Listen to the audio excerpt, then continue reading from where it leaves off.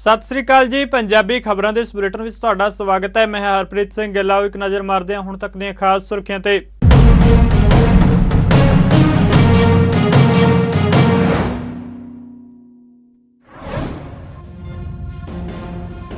उत्तराखंड में वापरिया वड्डा हादसा। ट्रांसफार्मर फटण नाल 15 लोगों की हुई मौत, कई जख्मी। प्रधानमंत्री नरेंद्र मोदी ने हादसे उत्ते प्रगटाया दुख।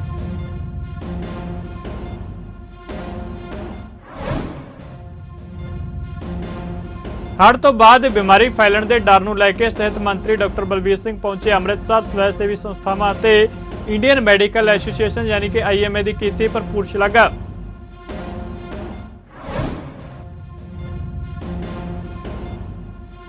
पंजाब के साबका उप मुख्यमंत्री ओम प्रकाश सोनी नूं विजिलेंस ब्यूरो ने अदालत विच कीता पेश। अदालत ने 2 अगस्त तक सोनी नूं न्यायिक हिरासत विच भेजिआ।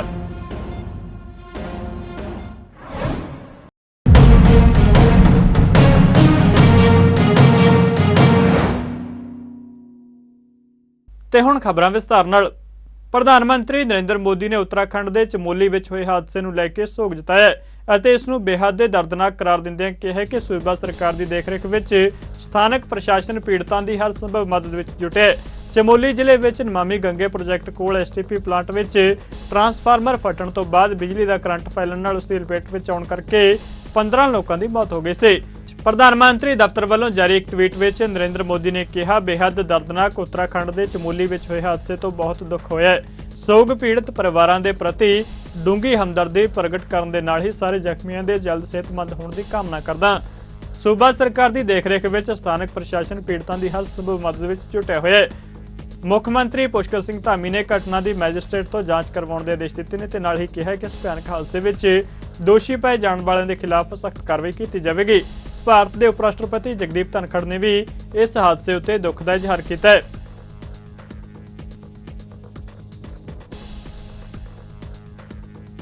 पंजाब दे विच हड़ की मार झल रहे लोगों को सेहत सहूलतां मुहैया करवाउण दे मकसद नाल पंजाब के सेहत मंत्री डॉक्टर बलबीर सिंह अमृतसर दौरे ते पहुंचे। इस मौके पत्रकारों नाल गलबात करदे उन्होंने दस्सिया कि अमृतसर तो पहला मालवा खेत्र में हालात का जायजा लैके आए ने, जिथे काफ़ी माड़े हालात चल रहे हैं। हालांकि हौली हौली शहरों ते पिंडां विचों पानी निकलना शुरू होया है, पर इस तो बाद बीमारी फैलण का खदशा लगातार बनिया होया है। इस दे मद्देनज़र वो पंजाब के दौरे ते ने। उन्होंने कहा कि पंजाब में समाज सेवी संस्थावां वालों वड्डी सेवा निभाई गई है। उन्होंने कहा कि अज हर एक संस्था लोगों की मदद लई अगे आई है। इस मौके उन्होंने इंडियन मैडिकल एसोसीएशन का उचेचे तौर पर धन्नवाद किया। उन्होंने कहा कि अमृतसर में इंडियन मैडिकल एसोसीएशन वालों सरकार नूं 10 एंबूलेंसां मुहैया करवाई गई ने। रेस्क्यू एंड रिलीफ जो साडा हैगा वो तकरीबन बहुत अच्छा चल रहा। रेस्क्यू का नीयरली ओवर है। 1-2 जगह एक्टिव है। सरदूलगढ़ साइड से थोड़ा जिहा पानी आया फ्रैश। अदरवाइज जो फ्लड वाटर है वो रिसीड कर चुके हैं और साडा रिलीफ वर्क चल रहा है वधिया। इस तो बाद जो 2 वड्डे चैलेंज है वो है वाटरबोर्न डिजीज़, डायरियल डिजीज़ जिहदे डायरिया, कॉलरा, गैस्ट्रोटाइटिस और दूजा है वैक्टर-बॉर्न जिहड़ियां कि मक्खियां ते मच्छर नाल होण वालियां बीमारियां, चाहे मलेरिया, डेंगू, चिकनगुनिया। तो इन्हां दी रोकथाम वास्ते ते जे किते केसेस होण तां उन्हां दी प्रॉम्प्ट ट्रीटमेंट वो जोड़े सारे SOPs हैं उन्होंने लागू करने वास्ते कंप्रीहेंसिव जोड़ा medical response, emergency medical response system जोड़ा है। मैं इस तो पहला हुणे तरनतारन साहब तो करके आ रहा जी मीटिंग। और पंजाब दे विच मैं मेजोरिटी जोड़े फ्लड कवर्ड एरियाज है वो मालवा के सारे कवर कर चुके हैं। हुण मैं जोड़े माझा दे विच अज ते कल दे विच और दुआबा दे विच कवर करांगा। ਉਹਦੇ 'ਚ ਮੁੱਖ तौर पर है कि ਅਸੀਂ ਸਾਡੀ इस ਵਾਰੀ Indian medical association, private nursing home, chemist association और NGOs ਦੇ ਨਾਲ ਸਾਡੀ ਕੋਆਰਡੀਨੇਸ਼ਨ बहुत अच्छी रही है। साढ़े मुख्यमंत्री साहब ने सानू फ्रंट तो लीड किया और सारे जिन्ने भी साढ़े मुख्यमंत्री जिन्ने MLAs और मंत्री सारे जिन्ने भी जिला प्रशासन है, सारे डिप्टी कमिश्नर, पुलिस के सारे जिन्ने भी अधिकारी है और म्यूनसिपल कॉरपोरेशन के असी कोआर्ਡੀਨੇਸ਼ਨ ਦੇ ਨਾਲ सारा कर रहे हैं। और अज भी साडा मकसद यही है। तरनतारन ਦੇ ਵਿੱਚ फॉर एग्जाम्पल उन्होंने ਕੋਲ ਆਪਣੀਆਂ ਸਿਹਤ ਮਹਿਕਮੇ ਦੀਆਂ 3 ਜਾਂ 4 ਐਂਬੂਲੈਂਸ ਸੀਗੀਆਂ। इंडियन मैडिकल एसोसीएशन ने सानू ਉੱਥੇ 10 ਐਂਬੂਲੈਂਸ ਦੇ ਦਿੱਤੀਆਂ ਤੇ 10-12 ਐਂਬੂਲੈਂਸ ਸਾਨੂੰ ਹੋਰ ਜਿਹੜੀਆਂ ਸਾਡੀਆਂ ਟੀਚਿੰਗ ਮੈਡੀਕਲ ਇੰਸਟੀਚਿਊਟ ਆ ਜਾਂ ਜਿਹੜੇ ਡਰੱਗ ਰੀਹੈਬ ਸੈਂਟਰ ਆ ਉਹਨਾਂ ਨੇ ਵੀ ਕੰਟਰੀਬਿਊਟ ਕਰਦੇ ਆ with medicines and with man power. तो ਉਹਦੇ ਨਾਲ ਅਸੀਂ ਹਰ ਪਿੰਡ ਹਰ ਮਹੱਲੇ ਤੱਕ ਪਹੁੰਚ ਰਹੇ ਹਾਂ और ਲੋਕਾਂ ਨੂੰ ਕਿਸੇ ਕਿਸਮ ਦੀ ਦਿੱਕਤ ਨਹੀਂ ਆ ਰਹੀ। और क्योंकि जो फ्लड्स जिहड़े एरिया के फ्लड वाटर एंटर होए आ ਮੇਰਾ ਪਟਿਆਲਾ ਮੇਰੀ ਆਪਣੀ constituency one of the worst affected ਸੀਗੀ ਔਰ ਬਹੁਤ ਅਰਲੀ ਹੋਇਆ ਸੀ ਉਹਦੇ ਵਿੱਚ। ਉਹ ਲੋਕਾਂ ਦਾ ਜਿਵੇਂ ਘਰ ਦਾ ਸਮਾਨ ਸਾਰਾ, ਚਾਹੇ ਰਸੋਈ ਦਾ, ਬੈਡਰੂਮ ਦਾ, ਔਰ ਜਾਂ ਜਿਹੜੇ ਛੋਟੇ ਮੋਟੇ ਬਿਜ਼ਨਸ ਕਰਦੇ ਸੀ ਉਹਨਾਂ ਦਾ ਟੋਟਲ ਲਾਸ ਹੈ। So they are in a state of shock. So ਜਿਹੜਾ ਇਹ ਉਹਨਾਂ ਨੂੰ ਮਤਲਬ ਪੋਸਟ ਟਰੋਮੈਟਿਕ ਜਿਹੜਾ ਸਟ੍ਰੈਸ ਸਿੰਡਰੋਮ ਹੈ, ਉਹਦੇ ਕਰਕੇ ਬਹੁਤ ਸਾਰੇ ਲੋਕ ਡਿਪਰੈਸ਼ਨ 'ਚ ਹੈ, ਐਂਗਜ਼ਾਈਟੀ ਨਿਊਰੋਸਿਸ 'ਚ ਹੈ। ਸੋ ਉਹਨਾਂ ਵਾਸਤੇ ਵੀ ਜ਼ਰੂਰੀ ਆ ਕਿ ਸਾਡੀਆਂ ਮੈਡੀਕਲ ਟੀਮ ਪਹੁੰਚਣ, psycho social support and medical aid ਉਹਨਾਂ ਨੂੰ ਮਿਲੇ। ਇਸ ਕਰਕੇ ਇਹ ਅੱਜ ਦਾ ਜਿਹੜਾ ਸਾਰਾ ਇਹਦਾ ਮਕਸਦ ਸਿਰਫ ਇੰਨਾ ਹੀ ਹੈ ਕਿ ਅਸੀਂ ਜਿਹੜੀ ਹੈਗੀ ਆ ਲੋਕਾਂ ਨੂੰ ਜਿਹੜਾ ਉਹਨਾਂ ਨੂੰ ਅਕਿਊਟ ਸਟ੍ਰੈਸ ਸਿੰਡਰੋਮ ਹੈ ਉਸ ਤੋਂ ਬਾਹਰ ਕਿਵੇਂ ਕੱਢਣਾ, ਔਰ ਉਹਨਾਂ ਨੂੰ ਜਿਹੜੀਆਂ ਭਿਆਨਕ ਕਿਸਮ ਦੀਆਂ ਬਿਮਾਰੀਆਂ ਉਹਨਾਂ ਤੋਂ ਕਿਸ ਤਰ੍ਹਾਂ ਬਚਾਉਣਾ ਹੈ। ਜੇ ਕਿਤੇ ਬਾਈ ਚਾਂਸ ਕੋਈ ਛੋਟੇ ਕੇਸਿਸ ਹੋਣ ਤੇ ਉਹਨਾਂ ਦਾ ਇਮੀਡੀਏਟਲੀ ਇਲਾਜ ਕਰਨਾ ਔਰ ਲੋਕਾਂ ਨੂੰ ਮੈਡੀਕਲ ਏਡ ਪਹੁੰਚਾਉਣਾ। ਪੰਜਾਬ ਦੇ ਮੁੱਖ ਮੰਤਰੀ ਭਗਵੰਤ ਮਾਨ ਦੇ ਆਦੇਸ਼ਾਂ ਤਹਿਤ ਸੂਬੇ ਦੇ ਖੇਤੀਬਾੜੀ ਅਤੇ ਕਿਸਾਨ ਭਲਾਈ ਮੰਤਰੀ ਗੁਰਮੀਤ ਸਿੰਘ ਖੁੱਡੀਆਂ ਨੇ ਅੱਜ ਹਲਕਾ ਘਨੌਰ ਦੇ ਵਿਧਾਇਕ ਗੁਰਲਾਲ ਘਨੌਰ ਨੂੰ ਨਾਲ ਲੈ ਕੇ ਹਲਕੇ ਦੇ ਹੜ੍ਹ ਪ੍ਰਭਾਵਿਤ ਇਲਾਕਿਆਂ ਦਾ ਜਾਇਜ਼ਾ ਲਿਆ। ਇਸ ਮੌਕੇ ਨਾਲ ਲੋਕਾਂ ਨਾਲ ਗੱਲਬਾਤ ਕੀਤੀ ਗੁਰਮੀਤ ਸਿੰਘ ਖੁੱਡੀਆਂ ਨੇ ਘਨੌਰ ਦੀ ਅਨਾਜ ਮੰਡੀ ਵਿੱਚ ਕਿਹਾ ਕਿ ਪ੍ਰਧਾਨ ਮੰਤਰੀ ਨਰਿੰਦਰ ਮੋਦੀ ਕੁਦਰਤੀ ਆਫਤ ਦੇ ਸਮੇਂ ਪੰਜਾਬ ਦੀ ਮਦਦ ਕਰਨ ਲਈ ਖੁੱਲ੍ਹਦਿਲੀ ਵਿਖਾਉਣ। ਆਪਣੇ ਦੌਰੇ ਦੌਰਾਨ ਪ੍ਰਭਾਵਿਤ ਕਿਸਾਨਾਂ ਨਾਲ ਗੱਲਬਾਤ ਕਰਦਿਆਂ ਗੁਰਮੀਤ ਸਿੰਘ ਖੁੱਡੀਆਂ ਨੇ ਕਿਹਾ ਕਿ ਜਿੱਥੇ ਮੁੱਖ ਮੰਤਰੀ ਭਗਵੰਤ ਮਾਨ ਦੀ ਅਗਵਾਈ ਵਿੱਚ ਪੰਜਾਬ ਸਰਕਾਰ ਇਸ ਔਖੀ ਘੜੀ ਵਿੱਚ ਕਿਸਾਨਾਂ ਦੇ ਨਾਲ ਖੜੀ ਹੈ, ਉੱਥੇ ਹੀ ਸੂਬੇ ਦੇ ਲੋਕਾਂ ਖਾਸ ਕਰਕੇ ਨੌਜਵਾਨਾਂ ਨੇ ਅੱਗੇ ਹੋ ਕੇ ਆਪਣੇ ਭਰਾਵਾਂ ਦਾ ਸਾਥ ਦਿੱਤਾ ਹੈ। ਉਹਨਾਂ ਕਿਹਾ ਕਿ ਇਸ ਦੀ ਜਿੰਨੀ ਵੀ ਸ਼ਲਾਘਾ ਕੀਤੀ ਜਾਵੇ ਉਹ ਘੱਟ ਹੈ। ਉਹਨਾਂ ਕਿਹਾ ਕਿ ਜਿਹੜੇ ਕਿਸਾਨਾਂ ਦੀ ਹੜ੍ਹਾਂ ਕਾਰਨ ਝੋਨੇ ਦੀ ਫਸਲ ਖਰਾਬ ਹੋਈ ਹੈ ਉਹ ਝੋਨੇ ਦੀ ਪਨੀਰੀ ਲੈਣ ਲਈ ਦਿਨ ਸਮੇਂ ਫੋਨ ਨੰਬਰ 77 180 65 725 ਉੱਤੇ ਸੰਪਰਕ ਕਰ ਸਕਦੇ ਨੇ। ਸਾਰੇ ਹੀ ਜਾਣਦੇ ਹੋ ਕਿ ਪੰਜਾਬ ਪਿਛਲੇ ਹਫ਼ਤੇ ਬਹੁਤ ਭਾਰੀ ਬਾਰਿਸ਼ ਹੋਣ ਦੇ ਕਾਰਨ ਜਿਹੜੀ ਸਥਿਤੀ ਬਹੁਤ ਵੱਡੇ ਹੜ੍ਹਾਂ ਵਰਗੀ ਬਣ ਗਈ, ਜਿਹਦੇ ਨਾਲ ਪੰਜਾਬ ਦਾ ਬਹੁਤ ਸਾਰਾ ਇਲਾਕਾ, ਕਈ ਜ਼ਿਲ੍ਹੇ ਜਿਹੜੀ ਵੱਡੇ ਨੁਕਸਾਨ ਦੇ ਵਿੱਚ ਆ ਗਏ। ਉਹਦੇ ਵਿੱਚ ਅੱਜ ਤੋਂ ਘਨੌਰ ਹਲਕੇ ਵਿੱਚ ਆਉਣ ਦਾ, ਸਬ ਡਿਵੀਜ਼ਨ ਘਨੌਰ ਵਿੱਚ ਆਉਣ ਦਾ ਸਮਾਂ ਮਿਲਿਆ। ਇੱਥੇ ਵੀ ਬਹੁਤ ਵੱਡਾ ਨੁਕਸਾਨ ਹੋਇਆ। MLA ਸਾਹਿਬ ਨੇ ਕਿਹਾ ਸੀਗਾ ਤੁਸੀਂ ਇੱਥੇ ਗੇੜਾ ਮਾਰੋ ਔਰ ਵੇਖ ਕੇ ਉਹਦਾ ਜਿਵੇਂ ਕੋਈ ਅਸੀਂ ਸਰਕਾਰ ਵੱਲੋਂ ਕੋਈ ਹੱਲ ਕੱਢ ਸਕਦੇ ਹੋਏ ਔਰ ਲੋਕਾਂ ਨਾਲ ਆਹ ਸਮਾਂ ਜਿਹੜਾ ਬਹੁਤ ਦੁਖਦਾਈ ਹੈ, ਬੜਾ ਬਿਪਤਾ ਭਰਿਆ ਹੈ। ਤੇ ਕੁਝ ਦਿਨ ਪਹਿਲਾਂ ਬਹੁਤ ਵਧੀਆ ਜਨਜੀਵਨ ਚੱਲਦਾ ਸੀ,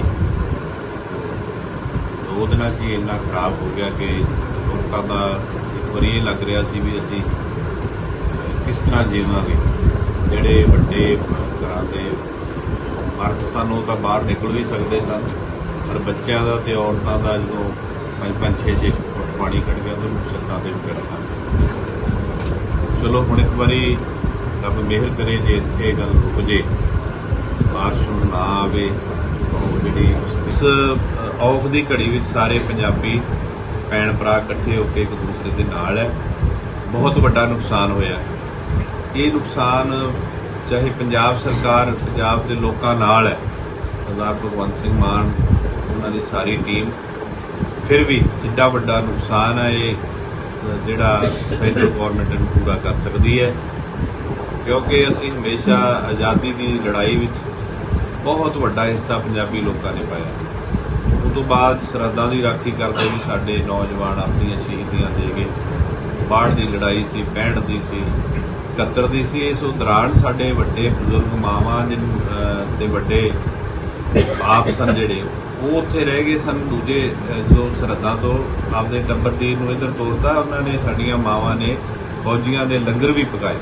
ਅਸੀਂ ਹਮੇਸ਼ਾ ਹਿੰਦੁਸਤਾਨ ਦੇ ਭਾਰਤ ਦੇਸ਼ ਨਾਲ ਖੜੇ ਰਹੇ ਹਾਂ, ਭਾਰਤ ਦੇਸ਼ ਦੀ ਤਰੱਕੀ ਵਿੱਚ ਬਹੁਤ ਵੱਡਾ ਹਿੱਸਾ ਪਾਇਆ। ਦਿੱਲੀ ਸਿੱਖ ਗੁਰਦੁਆਰਾ ਪ੍ਰਬੰਧਕ ਕਮੇਟੀ ਦੇ ਪ੍ਰਧਾਨ ਹਰਮੀਤ ਸਿੰਘ ਕਾਲਕਾ ਤੇ ਜਨਰਲ ਸਕੱਤਰ ਜਗਦੀਪ ਸਿੰਘ ਕਾਲੋਂ ਨੇ ਅੱਜ ਪੰਜਾਬ ਦੇ ਹੜ੍ਹ ਮਾਰੇ ਪਿੰਡਾਂ ਵਾਸਤੇ 2 ਟਰੱਕ ਰਾਸ਼ਨ ਦੇ ਰਵਾਨਾ ਕੀਤੇ। ਟਰੱਕ ਰਵਾਨਾ ਕਰਨ ਮੌਕੇ ਮੀਡੀਆ ਨਾਲ ਗੱਲਬਾਤ ਕਰਦਿਆਂ ਸਰਦਾਰ ਕਾਲਕਾ ਤੇ ਕਾਲੋਂ ਨੇ ਦੱਸਿਆ ਕਿ ਦਿੱਲੀ ਸਿੱਖ ਗੁਰਦੁਆਰਾ ਪ੍ਰਬੰਧਕ ਕਮੇਟੀ ਨੇ ਪਹਿਲਾਂ ਦਿੱਲੀ ਵਿੱਚ ਵੀ ਹੜ੍ਹ ਮਾਰੇ ਲੋਕਾਂ ਵਾਸਤੇ ਲੰਗਰ ਦੀ ਸੇਵਾ ਕੀਤੀ ਸੀ।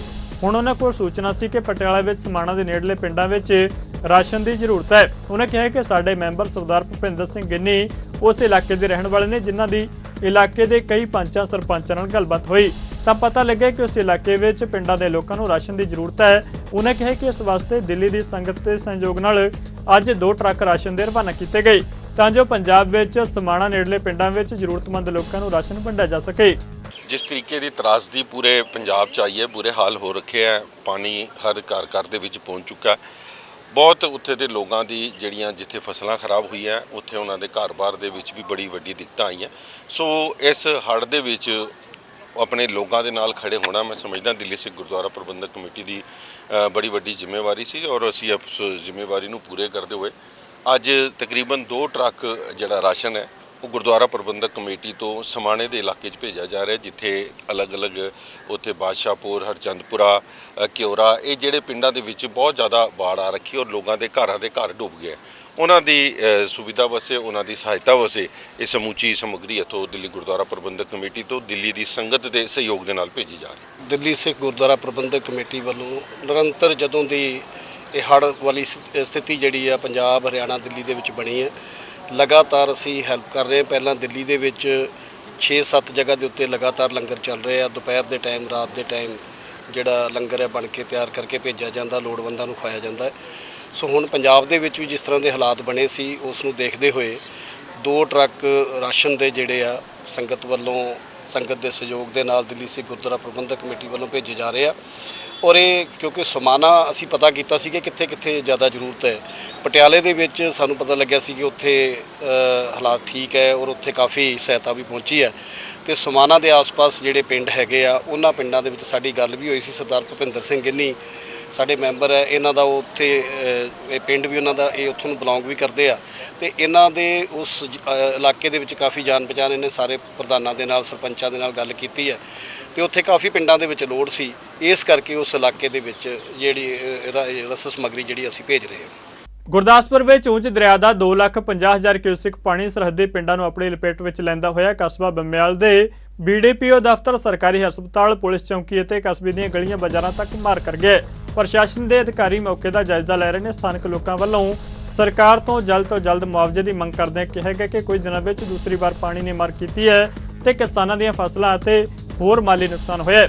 ਇਸ ਮੌਕੇ ਪਠਾਨਕੋਟ ਦੇ SDM ਨੇ ਮੀਡੀਆ ਨੂੰ ਜਾਣਕਾਰੀ ਦਿੰਦਿਆਂ ਕਿਹਾ ਕਿ ਪਾਣੀ ਦਾ ਪੱਧਰ ਘਟ ਰਿਹਾ ਤੇ ਪ੍ਰਸ਼ਾਸਨ ਵੱਲੋਂ ਸਥਿਤੀ ਨਾਲ ਨਿਪਟਣ ਲਈ ਸਾਰੇ ਪ੍ਰਬੰਧ ਕਰ ਲਏ ਗਏ ਨੇ। ਅੱਜ ਬਰਸਾਤੀ ਬਰਸਾਤ ਜ਼ਿਆਦਾ ਹੋਣ ਕਰਕੇ ਨਾ ਪਹਾੜਾਂ 'ਚ ਉੱਜ ਰਿਵਰ 'ਚ ਕਾਫੀ ਜ਼ਿਆਦਾ ਪਾਣੀ ਆ ਗਿਆ ਸੀਗਾ।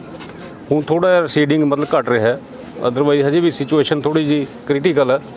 ਇਸ ਕਰਕੇ ਅਸੀਂ ਜਿਹੜੇ ਫਲੱਡ ਪ੍ਰੋਨ ਏਰੀਆਜ਼ ਨੇ ਜਾਂ ਵਿਲੇजेस ਨੇ, ਜਿਵੇਂ ਸਮਰਾਲਾ ਪਿੰਡ ਹੈ ਜਾਂ ਉਧਰਲੀ ਬਰਮਾਲ ਜੱਟਾਂ ਵਗੈਰਾ ਜਿਹੜੇ ਪਿੰਡ ਨੇ ਉਧਰ ਜਾਂ ਬੰਮਿਆਲ ਹੈ, ਅਸੀਂ ਉੱਥੇ ਦਾ ਦੌਰਾ ਕੀਤਾ ਤੇ ਇਸ ਵਕਤ ਦਾ ਸਥਿਤੀ ਕੰਟਰੋਲ ਦੇ ਵਿੱਚ ਹੈ। ਇਸ ਪਿੰਡ ਦੇ ਵਿੱਚ ਵੀ ਥੋੜਾ ਪਾਣੀ ਪਹਿਲਾਂ ਵੱਧ ਗਿਆ ਸੀ, ਖੇਤਾਂ ਦੇ ਵਿੱਚ ਸੀ, ਪਰ ਉਹ ਆਬਾਦੀ ਦੇ ਵਿੱਚ ਪਾਣੀ ਨਹੀਂ ਆਇਆ ਸੀ। ਇੱਥੇ ਤੁਸੀਂ ਬਣੀ ਹੋਈ ਆ, ਸਿਚੁਏਸ਼ਨ ਕਲੀਅਰ ਹੈ।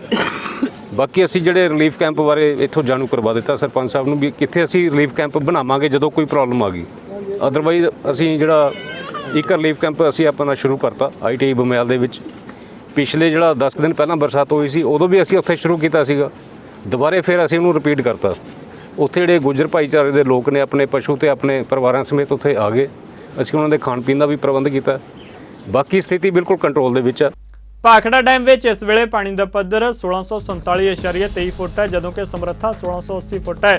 ਬਿਜਲੀ ਪੈਦਾ ਕਰਨ ਲਈ 29,388 ਕਿਊਸਕ ਪਾਣੀ ਛੱਡਿਆ ਜਾ ਰਿਹਾ ਹੈ। ਭਾਖੜਾ ਡੈਮ ਦੇ ਪਾਣੀ ਦਾ ਪੱਧਰ 1647.23 ਫੁੱਟ ਹੋਣ ਦੀ ਪੁਸ਼ਟੀ ਕਰਦਿਆਂ BBMB ਦੇ chief engineer generation Jagjit Singh ਨੇ ਕਿਹਾ ਕਿ ਫਿਲਹਾਲ ਭਾਖੜਾ ਡੈਮ ਦੇ ਫਲੱਡ ਗੇਟ ਖੋਲ੍ਹਣ ਦੀ ਕੋਈ ਲੋੜ ਨਹੀਂ ਹੈ, ਕਿਉਂਕਿ ਹਾਲੇ ਵੀ ਪਾਣੀ ਖਤਰੇ ਦੇ ਨਿਸ਼ਾਨ ਤੋਂ ਤਕਰੀਬਨ 35 ਫੁੱਟ ਘੱਟ ਹੈ। 1646 ਫੁੱਟ ਹੋ ਗਿਆ ਲੈਵਲ ਤੇ ਬਟ ਅਸੀਂ ਮਸ਼ੀਨਾਂ ਜਿਹੜੀਆਂ ਅੱਗੇ ਰਿਕੁਆਇਰਮੈਂਟ ਦੇ ਹਿਸਾਬ ਨਾਲ ਚਲਾ ਰਹੇ, ਜੋ ਸ਼ਡਿਊਲ ਸਾਡੇ ਕੋਲ ਪਾਣੀ ਦਾ ਹੈ ਨਾ ਉਹਦੇ ਹਿਸਾਬ ਨਾਲ ਚਲਾ ਰਹੇ ਹਾਂ। ਇਹ ਨਾ ਚੇਂਜ ਹੁੰਦੀਆਂ ਰਹਿੰਦੀਆਂ ਸਵੇਰੇ ਸ਼ਾਮ ਜ਼ਿਆਦਾ ਚੱਲਦੀਆਂ ਨੇ, 7-7 8 ਵੀ ਚਲਾਉਂਦੇ ਹਾਂ ਤੇ ਦਿਨੇ ਘੱਟ ਚੱਲਦੀਆਂ। ਇਹ ਐਜ਼ ਪਰ ਨਾ ਇਰੀਗੇਸ਼ਨ ਰਿਕੁਆਇਰਮੈਂਟ ਹੀ ਹੁੰਦਾ ਸ਼ਡਿਊਲ ਦੇ ਹਿਸਾਬ ਨਾਲ। ਅਸੀਂ ਆਪਣੀ ਮਰਜ਼ੀ ਨਾਲ ਨਹੀਂ ਚਲਾਉਂਦੇ ਮਸ਼ੀਨਾਂ, ਜਿੰਨੀ ਪਾਣੀ ਦੀ ਰਿਕੁਆਇਰਮੈਂਟ ਹੈ ਉਹਦੇ ਹਿਸਾਬ ਨਾਲ ਚਲਾਉਂਦੇ ਹਾਂ। ਲੋਕ ਸਭਾ ਦੇ ਸਪੀਕਰ ਓਮ ਬਿਰਲਾ ਨੇ ਸੰਸਦ ਦੇ ਲਾਇਬ੍ਰੇਰੀ ਭਵਨ ਵਿੱਚ ਵਪਾਰ ਸਲਾਹਕਾਰ ਕਮੇਟੀ ਦੀ ਮੀਟਿੰਗ ਦੀ ਪ੍ਰਧਾਨਗੀ ਕੀਤੀ। ਬਾਅਦ ਵਿੱਚ ਬਿਰਲਾ ਨੇ ਇੱਕ ਟਵੀਟ ਸੰਦੇਸ਼ ਵਿੱਚ ਕਿਹਾ ਕਿ ਵੀਰਵਾਰ ਨੂੰ ਲੋਕ ਸਭਾ ਦੇ ਮੌਨਸੂਨ ਸੈਸ਼ਨ ਦੇ ਸ਼ੁਰੂ ਹੋਣ ਤੋਂ ਪਹਿਲਾਂ ਅੱਜ ਬਿਜ਼ਨਸ ਐਡਵਾਈਜ਼ਰੀ ਕਮੇਟੀ ਦੀ ਬੈਠਕ ਦੀ ਪ੍ਰਧਾਨਗੀ ਕੀਤੀ। ਸਦਨ ਵਿੱਚ ਚਰਚਾ ਲਈ ਲਿਆਂਦੇ ਜਾਣ ਵਾਲੇ ਵਿਸ਼ਿਆਂ ਉੱਤੇ ਚਰਚਾ ਹੋਈ। ਸਾਰੀਆਂ ਪਾਰਟੀਆਂ ਦੇ ਆਗੂਆਂ ਨੇ ਸਦਨ ਦੀ ਕਾਰਵਾਈ ਵਿੱਚ ਸਹਿਯੋਗ ਦਾ ਭਰੋਸਾ ਦਿੱਤਾ ਹੈ। ਸੰਸਕ੍ਰਿਤੀ ਮੰਤਰਾਲਾ ਦੇਸ਼ ਭਰ ਦੇ ਲਾਇਬ੍ਰੇਰੀ ਦੇ ਵਿਕਾਸ ਅਤੇ ਡਿਜੀਟਲੀਕਰਨ ਨੂੰ ਉਤਸ਼ਾਹਿਤ ਕਰਨ ਲਈ ਫੈਸਟੀਵਲ ਆਫ ਲਾਇਬ੍ਰੇਰੀਜ਼ 2023 ਦਾ ਆਯੋਜਨ 5 ਤੇ 6 ਅਗਸਤ ਨੂੰ ਹਾਲ ਨੰਬਰ 5 ਪ੍ਰਗਤੀ ਮੈਦਾਨ ਨਵੀਂ ਦਿੱਲੀ ਵਿੱਚ ਕਰਨ ਜਾ ਰਿਹਾ ਹੈ, ਜਿਸ ਦਾ ਉਦਘਾਟਨ ਭਾਰਤ ਦੇ ਰਾਸ਼ਟਰਪਤੀ ਦ੍ਰੌਪਦੀ ਮੁਰਮੂ ਵੱਲੋਂ ਕੀਤਾ ਜਾਵੇਗਾ। ਇਹ ਫੈਸਟੀਵਲ ਆਜ਼ਾਦੀ ਦਾ ਅੰਮ੍ਰਿਤ ਮਹੋਤਸਵ ਦੇ ਦੂਜੇ ਪੜਾਅ ਦਾ ਹਿੱਸਾ ਹੈ। ਫੈਸਟੀਵਲ ਦਾ ਸਮਾਪਤੀ ਸਮਾਰੋਹ ਉਪ ਰਾਸ਼ਟਰਪਤੀ ਜਗਦੀਪ ਧਨਖੜ ਦੇ ਸੰਬੋਧਨ ਨਾਲ ਹੋਵੇਗਾ। ਅਰਜੁਨ ਰਾਮ ਮੇਘਵਾਲ ਨੇ ਕਿਹਾ ਕਿ ਫੈਸਟੀਵਲ ਗਿਆਨ ਤੇ ਕਲਪਨਾ ਦਾ ਉਤਸਵ ਹੈ। ਲਾਇਬ੍ਰੇਰੀਆਂ ਪਾਂਡੂਲਿਪੀਆਂ ਨੂੰ ਸੰਭਾਲ ਕੇ ਰੱਖਦੀਆਂ ਨੇ। ਫੈਸਟੀਵਲ ਆਫ ਲਾਇਬ੍ਰੇਰੀਜ਼ ਇੱਕ ਅਨੋਖਾ ਆਯੋਜਨ ਹੈ ਜਿਸ ਦਾ ਉਦੇਸ਼ ਲਾਇਬ੍ਰੇਰੀਆਂ ਬਾਰੇ ਹਰ ਇੱਕ ਨੂੰ ਜਾਣੂ ਕਰਵਾਉਣਾ ਹੈ। ਇਸ ਆਯੋਜਨ ਵਿੱਚ ਗੋਲਮੇਜ਼ ਚਰਚਾਵਾਂ ਦਾ ਆਰੰਭ ਰਾਸ਼ਟਰਪਤੀ ਦੀ ਅਗਵਾਈ ਵਿੱਚ ਹੋਵੇਗਾ। फेस्टिवल ऑफ लाइब्रेरी 2023 इस पे आज हमने एक प्रेस कॉन्फ्रेंस रखी है मिनिस्ट्री ऑफ कल्चर के द्वारा। आपको ये दो विषय समझने बहुत ज़रूरी है कि हमने इस प्रोग्राम को क्यों महत्वपूर्ण समझा है। हम आज़ादी के अमृत महोत्सव में 75 साल तक कैसे चले, कहाँ तक पहुँचे, इसका विश्लेषण करने का समय तो है ही, लेकिन आगामी 25 सालों में हमें भारत को विकसित भारत बनाना है और वो भी मानव केंद्रित। उसमें प्रधानमंत्री जी ने एक शब्द यूज किया है कि मानव केंद्रित। तो जब हमें विकसित भारत बनाना है 2047 तक, तो हम इन 25 सालों में रोड मैप क्या तैयार करेंगे जिससे भारत विकसित भारत बने, मानव केंद्रित। उसी क्रम में आज का ये कार्यक्रम है। ये 5 और 6 अगस्त को ये फेस्टिवल ऑफ लाइब्रेरीज का कार्यक्रम होगा। 5 तारीख को महामहिम राष्ट्रपति जी इसका उद्घाटन करेगी। आप समझ सकते हैं कि कितना महत्वपूर्ण है। और इसका समापन महामहिम उपराष्ट्रपति जी के द्वारा होगा। तो इस कार्यक्रम की महत्ता भी आप समझ सकते हैं। फिजिकल एंड डिजिटल लाइब्रेरी का समन्वय कह सकते हैं। बहुत से लोग पूछ सकते हैं, आप भी पूछेंगे कि सब लोग ऑनलाइन अखबार पढ़ते हैं या ऑनलाइन किताबें पढ़ते हैं, लेकिन इस देश में या किसी भी देश की तरक्की में फिजिकल लाइब्रेरी का महत्व कम नहीं होने वाला है जी। हम तो खुद महसूस करते हैं कि एक बार जब प्रधानमंत्री जी ने कहा कि आप बच्चों में, हमारे काउंसिल ऑफ मिनिस्टर्स में, बच्चों में स्टोरी टेलिंग की एक प्रतियोगिता कराओ कि वो कहानियाँ सीखें। तो जब हम गए हमारे क्षेत्र में, संसदीय क्षेत्र बीकानेर में, और मैंने बच्चों से बात की तो उन्होंने यही प्रश्न किया। तो मैंने कहा कहानियाँ कैसे सीखोगे? तब तो उन्होंने कहा किताबें पढ़नी पड़ेगी। किताबें कहाँ हैं? कि किसी ने कहा दादाजी के पास है, किसी ने कहा नानी के पास है। इसका मतलब वो दादी और नानी के बीच में भी जा रहे हैं। ये हमारे संस्कार है। हमें पढ़ने का संस्कार भी डालना है और जानने का संस्कार भी डालना है।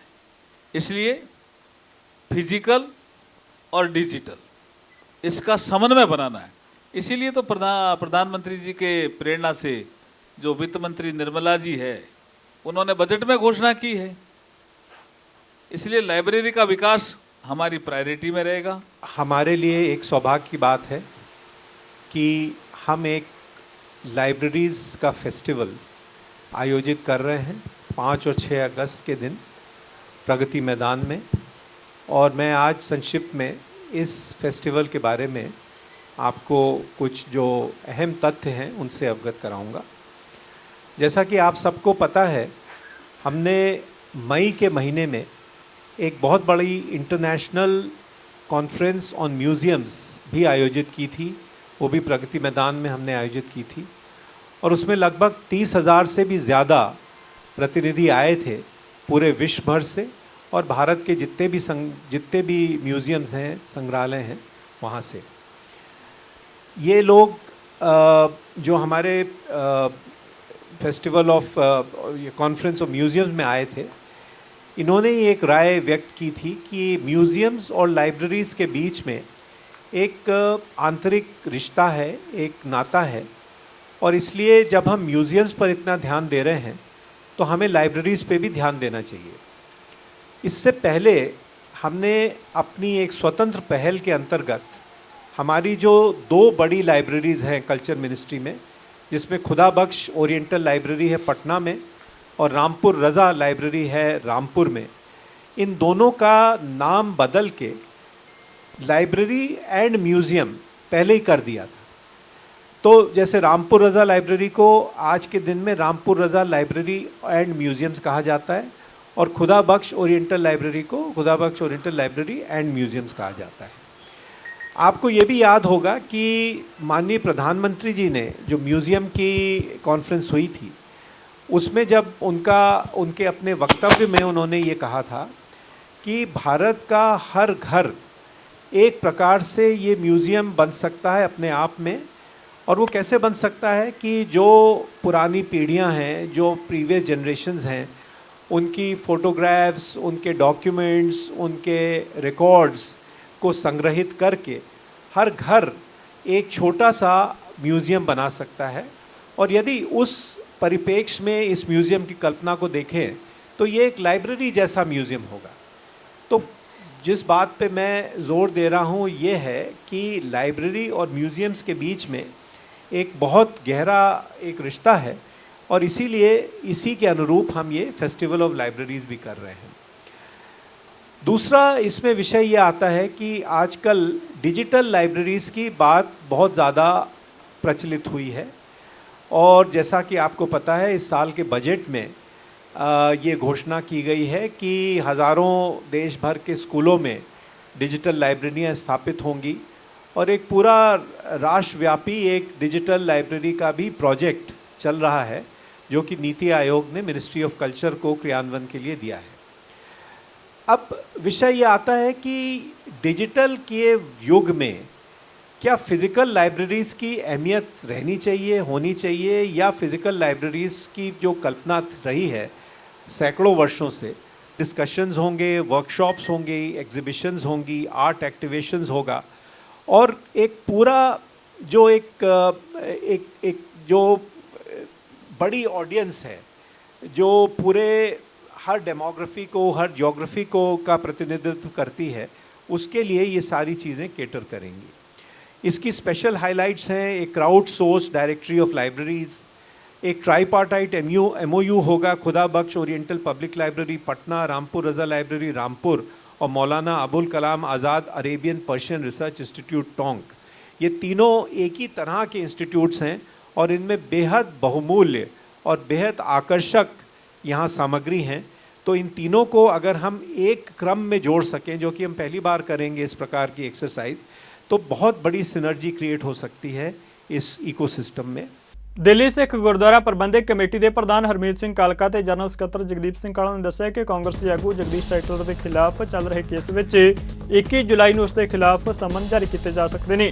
अदालती सुनवाई मगरों मीडिया नाल गलबात करदे कालका ते कालो ने कहा कि अज दोपहर 2:30 बजे केस की सुनवाई हुई, जिस दौरान CBI केस में लगाई धारा 188 IPC के मामले में शिकायतकर्ता की शिकायत पेश नहीं कर सकी। उन्होंने दस्सिया कि अदालत ने CBI के वकील ने 21 तरीक को शिकायत की कापी लियाउण लई कहा। उन्हें कहा कि जिस तरीके जज वालों केस की तैयारी की गई, उस तो अजिहा स्पष्ट लग रहा है कि जगदीश टाइटलर बहुत जल्द सलाखा पिछे होगा।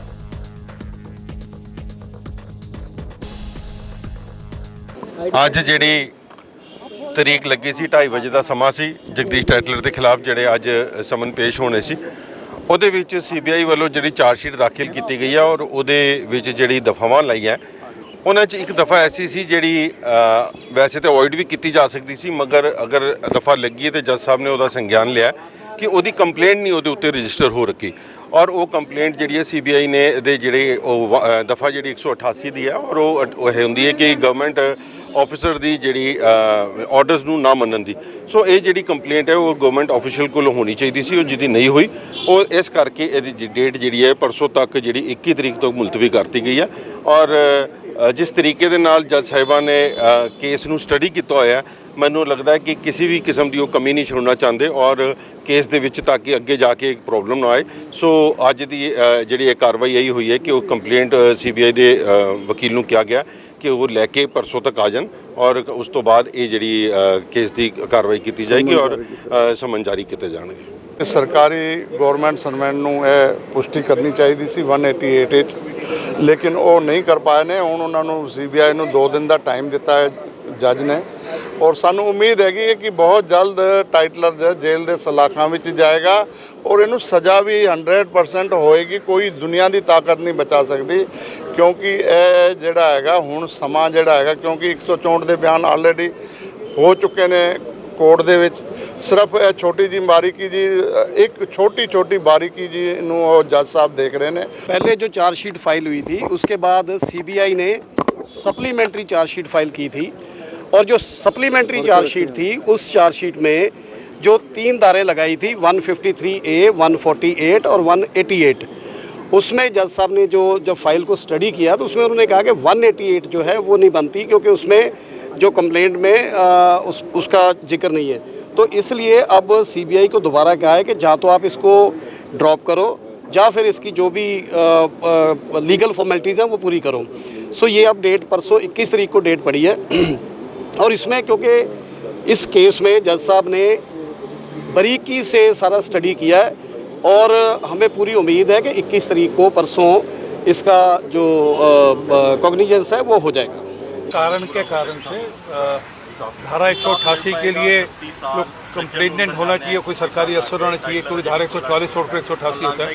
हालांकि बहुत छोटा सा कारण है, परंतु उस कारण से उन्होंने 2 दिन का समय दिया है और अपेक्षा करते हैं कि CBI उसकी चिंता करेगी या वो चार्ज ड्रॉप करे, जैसे भी जो CBI ने एक्शन नहीं लेगी। तो कहीं ना कहीं आज एक बहुत छोटे से कारण से 2 दिन की सुनवाई टली है। अपेक्षा करते हैं कि 2 दिन बाद इसकी चार्जशीट फाइल होगी और टाइटलर सुनिश्चित जेल जाएंगे। टाइटलर का मुकदमा चलेगा, उनको जेल जाना ही पड़ेगा। ਭਾਰਤ ਸਰਕਾਰ ਦੇ ਘੱਟ ਗਿਣਤੀ ਕਮਿਸ਼ਨ ਦੇ ਚੇਅਰਮੈਨ ਇਕਬਾਲ ਸਿੰਘ ਲਾਲਪੁਰਾ ਕੁਰੂਕਸ਼ੇਤਰ ਪਹੁੰਚੇ, ਜਿੱਥੇ ਉਹਨਾਂ ਅਹਿਮ ਬੈਠਕ ਕੀਤੀ ਤੇ ਕੇਂਦਰ ਸਰਕਾਰ ਵੱਲੋਂ ਘੱਟ ਗਿਣਤੀ ਲਈ ਚਲਾਈਆਂ ਜਾ ਰਹੀਆਂ ਸਕੀਮਾਂ ਬਾਰੇ ਦੱਸਿਆ। ਉਹਨਾਂ ਦੱਸਿਆ ਕਿ ਕੇਂਦਰ ਸਰਕਾਰ ਨੇ ਕੁੱਲ 137 ਲੋਕ ਭਲਾਈ ਸਕੀਮਾਂ ਲਾਗੂ ਕੀਤੀਆਂ ਨੇ, ਜਿਨ੍ਹਾਂ ਵਿੱਚ 125 ਆਮ ਲੋਕਾਂ ਲਈ ਤੇ 12 ਘੱਟ ਗਿਣਤੀਆਂ ਲਈ ਨੇ। ਉਹਨਾਂ ਕਿਹਾ ਕਿ ਇਹਨਾਂ ਸਕੀਮਾਂ ਦਾ ਲਾਭ ਹਰ ਪਿੰਡ ਤੱਕ ਪਹੁੰਚਾਉਣਾ ਹੋਵੇਗਾ, ਜਿਸ ਦੇ ਲਈ ਪ੍ਰਸ਼ਾਸਨ ਤੇ ਸੰਸਥਾਵਾਂ ਨੂੰ ਮਿਲ ਕੇ ਕੰਮ ਕਰਨਾ ਪਵੇਗਾ।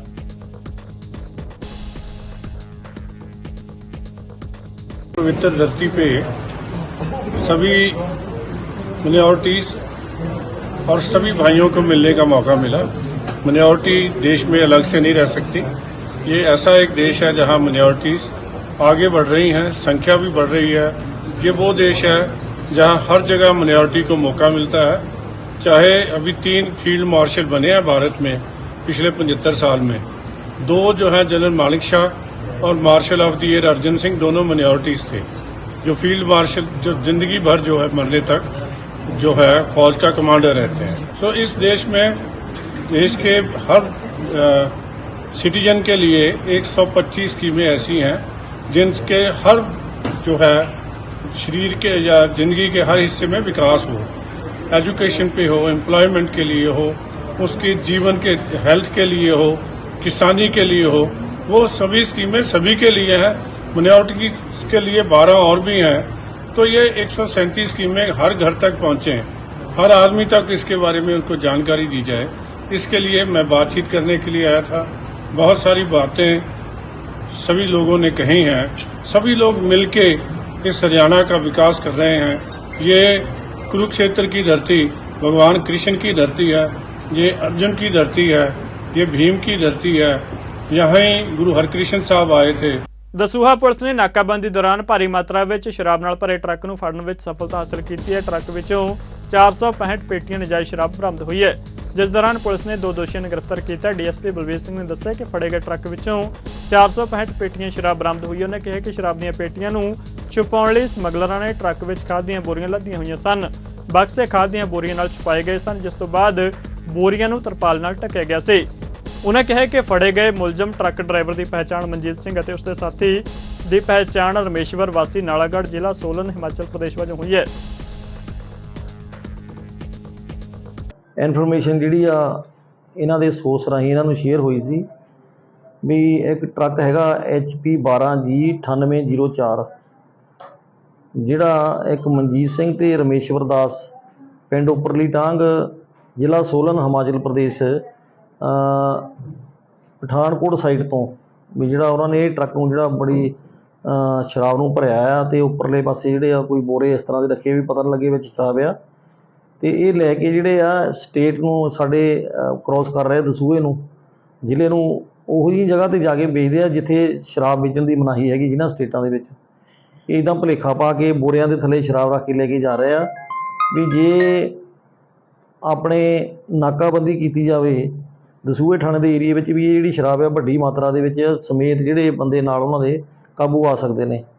ਇਹਨਾਂ ਨੇ ਆਪਣੀ ਪੁਲਿਸ ਪਾਰਟੀ ਨਾਲ ਲੈ ਕੇ ਥਾਣੇ ਦੇ ਬਿਲਕੁਲ ਨਾਲ ਹੀ ਇਹਨਾਂ ਨੇ ਨਾਕਾਬੰਦੀ ਕੀਤੀ, ਆਪਣੀਆਂ ਪਾਰਟੀਆਂ ਵੱਖ-ਵੱਖ ਸਾਈਡਾਂ 'ਤੇ ਭੇਜ ਕੇ ਉਸ ਟਰੱਕ ਨੂੰ ਇਹਨਾਂ ਨੇ ਕਵਰ ਕੀਤਾ ਤੇ ਇੱਥੇ ਇਹਨਾਂ ਨੇ ਮੁੜ ਕੇ ਟਰੱਕ ਨੂੰ ਕਾਬੂ ਕਰ ਲਿਆ। ਤੇ ਇਹ ਟਰੱਕ ਦੇ ਵਿੱਚ 2 ਜਿਹੜੇ ਸੀਗੇ ਡਰਾਈਵਰ ਤੇ ਕੰਡਕਟਰ ਮਨਜੀਤ ਤੇ ਰਵੇਸ਼ਵਰ ਦਾਸ, ਇਹਨਾਂ ਦੋਵਾਂ ਨੂੰ ਵੀ ਕਾਬੂ ਕੀਤਾ। ਜੋ ਟਰੱਕ ਦੀ ਤਲਾਸ਼ੀ ਲਈ ਤੇ 465 ਬਾਕਸ ਜਿਹੜੇ ਆ ਪੇਟੀਆਂ ਸ਼ਰਾਬ ਦੀਆਂ ਇੰਪੀਰੀਅਲ ਬਲਿਊ ਦੀਆਂ ਜਿਹੜੀਆਂ ਆ ਪੂਰੀਆਂ 465 ਪੇਟੀਆਂ ਜਿਹੜੀ ਬੜੀ ਵੱਡੀ ਮਾਤਰਾ ਦੇ ਵਿੱਚ ਸ਼ਰਾਬ ਬਰਾਮਦ ਹੋਈ। ਇਹਨਾਂ ਦੇ ਖਿਲਾਫ ਦੋਵਾਂ ਦੇ ਖਿਲਾਫ ਐਕਸਾਈਜ਼ ਐਕਟ ਦਾ ਤੇ 420 IPC ਦਾ ਜਿਹੜਾ ਮੁਕੱਦਮਾ ਦਰਜ ਕੀਤਾ। ਮੁਕੱਦਮਾ ਦਰਜ ਕਰਨ ਤੋਂ ਬਾਅਦ ਅੱਜ ਇਹਨਾਂ ਨੂੰ ਜਿਹੜਾ ਮਾਨਯੋਗ ਅਦਾਲਤ ਦੇ ਵਿੱਚ ਪੇਸ਼ ਕਰਕੇ 2 ਦਿਨ ਦਾ ਪੁਲਿਸ ਰਿਮਾਂਡ ਹਾਸਲ ਕੀਤਾ। ਪੰਜਾਬੀ ਖਬਰਾਂ ਦੇ ਇਸ ਬੁਲੇਟਿਨ 'ਚ ਫਿਲਹਾਲ ਨਹੀਂ ਜਾਂਦੇ ਨਜ਼ਰ ਮਾਰਦੇ ਹਾਂ ਮੌਸਮ ਦੇ ਹਾਲ ਤੇ। ਤੁਸੀਂ ਬਣੇ ਰਹੋ ਚੜ੍ਹਦੀ ਕਲਾ ਟਾਈਮ ਟੀਵੀ ਦੇ ਨਾਲ। ਧੰਨਵਾਦ।